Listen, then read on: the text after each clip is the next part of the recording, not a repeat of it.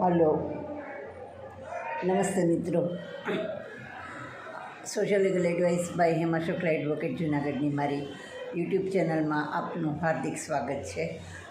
મિત્રો, ભવનાથનો મેળો, ટ્રાફિક સમસ્યા, સરકારની ફેલ્યોર, ખોટી નીતિ વગેરે અંગે આપણે વાત કરી રહ્યા છીએ. આપણે જોઈએ આ અંગે વિડીયો પાર્ટ 4.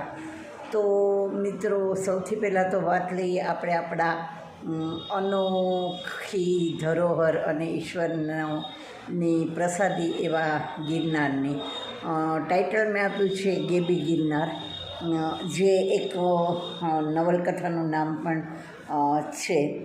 એટલે હવે ગેબી ગિરનારમાં જોઈએ મિત્રો, તો એક માન્યતા છે કે માધુપુરનો મેળો મનનો મેળો, તરણેતરનો મેળો તનનો મેળો અને ભવનાથનો મેળો એ ભજનનો મેળો, ભાવિકોનો મેળો, ભોજનનો મેળો, ભક્તિનો મેળો.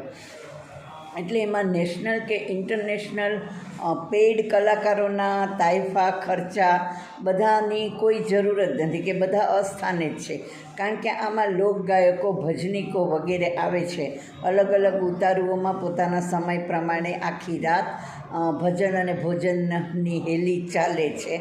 અને એમાં કંઈ કોઈ પૈસો વાપરવાની સરકારે જરૂર જ પડતી નથી. તો આ જે કરોડોની ગ્રાન્ટ જે છે, જે લઘુકુંભ કે મિની કુંભ ના રૂપાળા ટાઇટલ નીચે સરકાર તરફથી મેળવવામાં અને આપવામાં આવે છે, એને ચાઉ કરવાના આખા પેંતરા છે.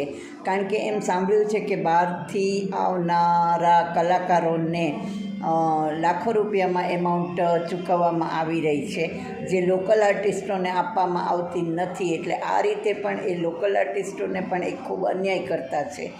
અને બીજું એ કે આ કોઈ પેડ આર્ટિસ્ટ માટેનું સ્થાન કે એનો મેળો જ નથી. આ ભજનીકો અને સ્થાનિક લોકગાયકો છે એના માટેનો મેળો છે. પણ સાથે એ પણ કહેવાય છે કે ગિરનારી મહારાજનો પૈસો ખાનારા જે છે એ ખેદાન મેદાન થઈ જાય છે અને એમનું નિર્વંશ જાય છે. કારણ કે અમે અહીંયા મા અંબાના બેસણા છે, શક્તિપીઠ છે, અને એને ભૈરવની રક્ષા છે. એટલે અમે એક ગરબો ગાઈએ છીએ બેઠા ગરબામાં કે અંબે માતના સરવાળા ખોટા હોય નહીં, એની લેવડ દેવડમાં ગોટાળા હોય નહીં. તો આ અંબે માતના સરવાળા એ ખોટા નહીં જ પડે, અને એની લેવડ દેવડમાં કોઈ પણ ગોટાળા મા અંબા સહન નહીં જ કરે. જ્યાં સાક્ષાત માની શક્તિપીઠની સાથે ગુરુદત્ત છે, 52 વીર છે, 84 સિદ્ધો છે, ભૈરવ છે, 64 જોગણીઓ છે, 64 જોગણીઓ છે.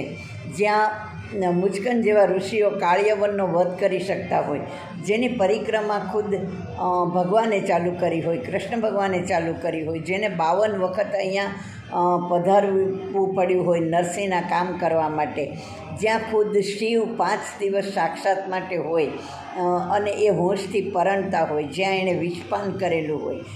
તો એવી પાવન ભૂમિ ઉપર કોણે ક્યારે કઈ રીતે જવું, કયા વાહનમાં જવું, ચાલીને જવું કે વાહનમાં જવું વગેરે નક્કી કરવાનો હક જે છે એ માત્ર ને માત્ર એના ભક્તોનો જ હોઈ શકે. અને હોય કોઈ 8 ધોરણિયા પાસ મિનિસ્ટરનો, સરકારનો કે તંત્રનો એ હક છે જ નહીં અને હોઈ શકે જ નહીં. પણ છતાં જે ગ્રાન્ટ અને પૈસા ચાઉ કરવાની લાલચ છે, તદ્દન અણઘડ નિયમો જે લઈને બેઠા છે, એને માટેની આ વાત છે. મિત્રો, આ જે ગેબી ગિરનારની મેં આપને વાત કરી, એવી જ વાત અને પ્રત્યક્ષ પરજો જે છે એ 64 જોગણીઓનો છે, જે ધારે તેને જ ભવનાથમાં સ્થિર થવા દે છે.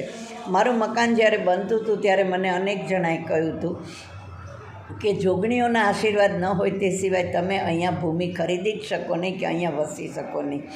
એટલે આ 64 જોગણીઓ જે છે એ ભવનાથમાં સ્થિર થવા ન દે, એ ભવનાથનો પૈસો તો ખાવા ન જ દે, એ એક સાદી કોમન સેન્સની વાત છે. અને આજે પણ જ્યાં અહાલેખ અને હરિહરનો નાદ સતત ગુંજે છે, એ નાદ બ્રહ્મ છે. અને મારા આ લખાણ, વિડીયોઝ વગેરે દ્વારા વ્યક્ત થયેલા આર્તનાદ, ભક્તોના દિલના નાદના સંદર્ભમાં મને અસંખ્ય વ્યક્તિઓએ અને મારી એક બહુ અંતરંગ વ્યક્તિએ એવું મને કહ્યું હતું કે એક ભાવુક વ્યક્તિ તરીકે, એક કોમન મેન તરીકે, એક લાગણીશીલ વ્યક્તિ તરીકે જો તમને હેમાબેન આટલી વેદના થતી હોય તો સ્વયં ગિરનારી મહારાજને એના ભક્તોની તકલીફો, અગવડતા અને વેદના માટે કેટલી બધી દુઃખ થતું હશે, કેટલી બધી વેદના થતી હશે. અને તમારો જે અવાજ છે, અવાજ માત્ર જે છે જેને નાદ બ્રહ્મ કહેવામાં આવે છે, તો તમારો જે અવાજ છે એ આખા કોસ્મોસમાં ગુંજતો હશે અને જેમ વ્યક્તિ સુધી પહોંચે છે સોશિયલ મીડિયા દ્વારા, મોબાઈલ દ્વારા, સેટેલાઇટ દ્વારા, એ રીતે તો એ ઉપરવાળા સુધી નહીં પહોંચતો હોય, 100% પહોંચતો હશે. અને આ બધાનો ઉપાય જે છે એ જ કરશે. એટલે તમે આટલા બધા કચરાઓમાં પણ આનો રસ્તો ચોક્કસ ઉપરવાળો જ કાઢશે. અને એ હકીકત મને પણ કંઈક એવું ઇન્ટ્યુશન થાય છે કે ચોક્કસ આના પરિણામો સારા નથી આવવાના. આજે 11મી તારીખ છે, 11/2/26. મેળાનો પહેલો દિવસ છે, મહાવદનો. ધજા ચડેલી છે, પણ ધજા ચડી એમાં પણ કંઈ ભલીવાર નહોતી. 52 ગજને બદલે નાની એવી ધજા અને કલેક્ટરને, ડીડીઓને, આને તેને વગેરે મારફત સવારમાં સરકારી તાઇફા હોય એવી રીતે ચડાવવામાં આવી હતી. મેળો પણ સરકારી હોય એવી જ રીતનો લાગી રહ્યો છે. એટલે તો આ જે ગિરનારી મહારાજનો જે આર્તનાદ છે એ બધા સુધી પહોંચે. સાંસ્કૃતિક પ્રોગ્રામો પાછળ લાખો રૂપિયાનો ધુમાડો અને કટકી થશે, પણ એ માણવા માટે ગામમાંથી કોઈ આવી શકે એમ નથી.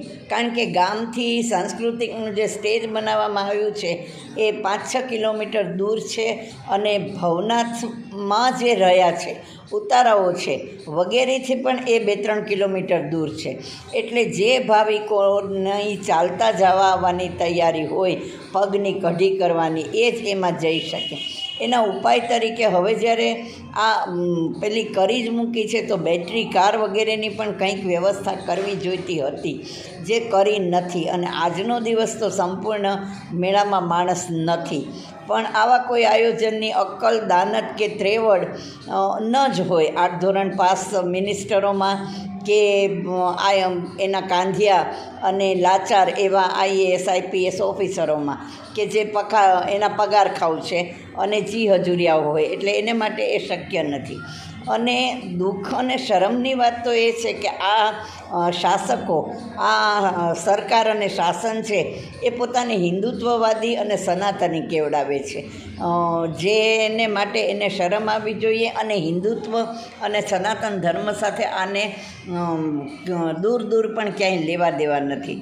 એટલે મિત્રો, આ છે આપણા ગેબી ગિરનારની થોડીક રહસ્યમય વાતો અને થોડીક મેળાની યથાર્થ ગ્રાઉન્ડ લેવલની પરિસ્થિતિ. આ જ રીતના વિડીયોમાં આપણે ફરીથી મળતા રહીશું. ત્યાં સુધી રજા આપશો.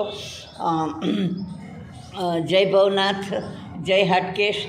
આપને પણ જો આ અંગે કંઈ કહેવાનું હોય તો પ્લીઝ મારી સાથે આપ કોન્ટેક કરશો. મારો મોબાઈલ નંબર છે 9428014823 9428014823. આપને જે કંઈ પેલી હશે એ ગોપનીય રાખવામાં આવશે, ખાનગી રાખવામાં આવશે, આપનું નામ જાહેર કરવામાં નહીં આવે. પણ આપ આ અંગે જે કંઈ કહેવા માગતા હોય એ મારી સાથે શેર કરી શકો છો. મિત્રો, વિડીયો આપને ગમ્યો હોય અને ઉપયોગી લાગ્યો હોય તો please like, share and subscribe it. Like અને સબસ્ક્રાઈબ ન કરો તો પણ ચાલશે, પણ એને બને એટલું વધારે શેર ચોક્કસ કરજો કે જેથી પ્રજાની વાચા અને વેદના તંત્ર સુધી પહોંચે, તંત્રમાં કંઈક અક્કલ આવે અને હજી 4 દિવસ બાકી છે એમાં નિર્ણય ફેરવવા નો એ લોકોને ભવનાથ અને આપણો ગિરનાર સદબુદ્ધિ આપે. Thank you very much. ફરીથી મળતા રહીશું આવા જ વિડીયોઝમાં. ત્યાં સુધી રજા આપશો. જય હાટકેશ, જય ભવનાથ, જય ગિરનાર.